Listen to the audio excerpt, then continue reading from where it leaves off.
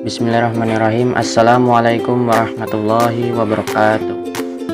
Nama saya Yunus Aldi Ramadan, dan kali ini saya akan membuat video pembelajaran mengenai penetrasi kebudayaan. Apa yang dimaksud dengan penetrasi kebudayaan? Yaitu masuknya pengaruh suatu kebudayaan ke kebudayaan lainnya. Penetrasi kebudayaan dapat terjadi dengan dua cara, yaitu yang pertama ada penetrasi secara damai atau penetration pacific. Misalnya masuknya pengaruh kebudayaan Hindu dan Islam ke Indonesia. Penerimaan kedua macam kebudayaan tersebut tidak mengakibatkan konflik, akan tetapi memperkaya khasanah kebudayaan masyarakat setempat. Pengaruh kedua kebudayaan ini pun tidak mengakibatkan hilangnya unsur-unsur asli dari kebudayaan masyarakat. Penyebaran kebudayaan secara damai akan menghasilkan alkulturasi, asimilasi, atau sistemsis. Alkulturasi adalah bersatunya dua kebudayaan sehingga membentuk kebudayaan baru tanpa menghilangkan unsur kebudayaan aslinya. Contohnya, bentuk bangunan Candi Borobudur yang merupakan perpaduan antara kebudayaan asli Indonesia dan kebudayaan India.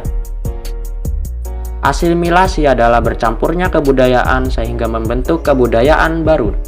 Sehingga sistemsis adalah bercampurnya dua kebudayaan yang berakibat pada terbentuknya sebuah kebudayaan baru yang sangat berbeda dengan kebudayaan asli. Dan terus ada penetration violence, yaitu masuknya sebuah kebudayaan dengan cara memaksa atau merusak. Itulah tadi penetration violence. Contohnya, masuknya kebudayaan barat ke Indonesia pada zaman penjajahan.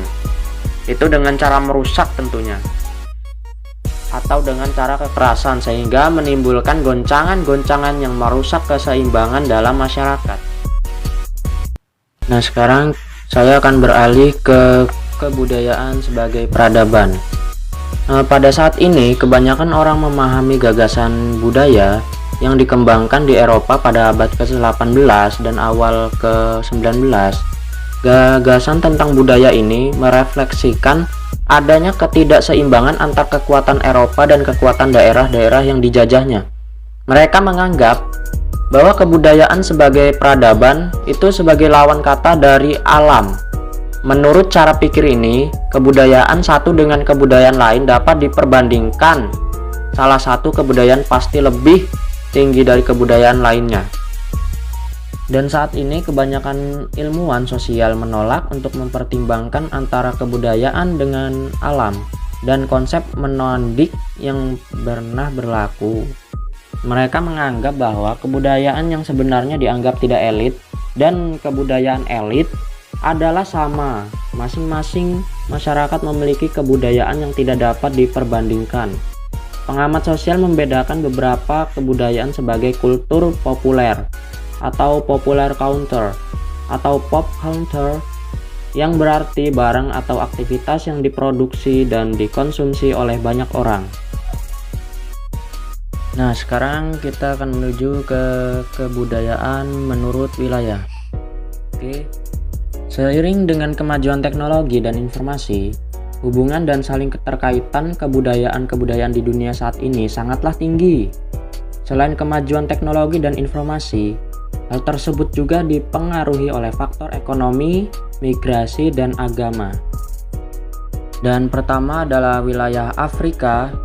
Di Afrika, beberapa budaya terbentuk melalui penjajahan Eropa, seperti kebudayaan Sub-Sahara. Sementara itu, wilayah Afrika Utara lebih banyak terpengaruh oleh kebudayaan Arab dan Islam. Selanjutnya ada Amerika. Kebudayaan di benua Amerika dipengaruhi oleh suku-suku asli benua Amerika, orang-orang dari Afrika, terutama di Amerika Serikat, dan para imigran Eropa, terutama Spanyol, Inggris, Prancis, Portugis, Jerman, dan Belanda.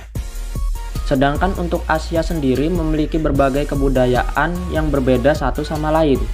Meskipun begitu, beberapa dari kebudayaan tersebut memiliki pengaruh yang menonjol terhadap kebudayaan lain, seperti misalnya pengaruh kebudayaan Tiongkok kepada kebudayaan Jepang, Korea, dan Vietnam.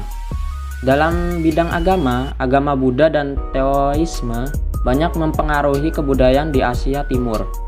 Selain kebudayaan agama tersebut, norma dan nilai agama Islam juga turun mempengaruhi kebudayaan terutama di wilayah Asia Selatan dan Tenggara. Selain Asia, di sini juga ada Australia. Australia kebanyakan budaya di sana masa kini berakar dari kebudayaan Eropa dan Amerika. Kebudayaan Eropa dan Amerika tersebut kemudian dikembangkan dan disesuaikan dengan lingkungan benua Australia, serta diintegrasikan dengan kebudayaan pendudukan asli benua Australia atau Aborigines. Nah, sekarang Eropa, kebudayaan Eropa banyak terpengaruhi oleh kebudayaan negara-negara yang pernah dijajahnya. Kebudayaan ini terkenal juga dengan sebutan kebudayaan Barat. Kebudayaan ini telah diserap oleh banyak kebudayaan. Hal ini terbukti dengan banyaknya penggunaan bahasa Inggris dan bahasa Eropa lainnya seluruh dunia. Langsung yang terakhir ada Timur Tengah dan Afrika Utara. Kebudayaan di daerah Timur Tengah dan Afrika Utara saat ini kebanyakan sangat dipengaruhi oleh nilai dan norma agama Islam. Meskipun tidak hanya agama Islam yang berkembang di daerah itu, tapi ada banyak agama yang lainnya juga berkembang. Oke. Alhamdulillah, itu tadi materi tentang penetrasi kebudayaan yang bisa Yunus sampaikan ya. Kurang lebihnya Yunus mohon maaf. Yunus akhir, wabillahi taufiq wal hidayah. Wassalamualaikum warahmatullahi wabarakatuh. Sayonara.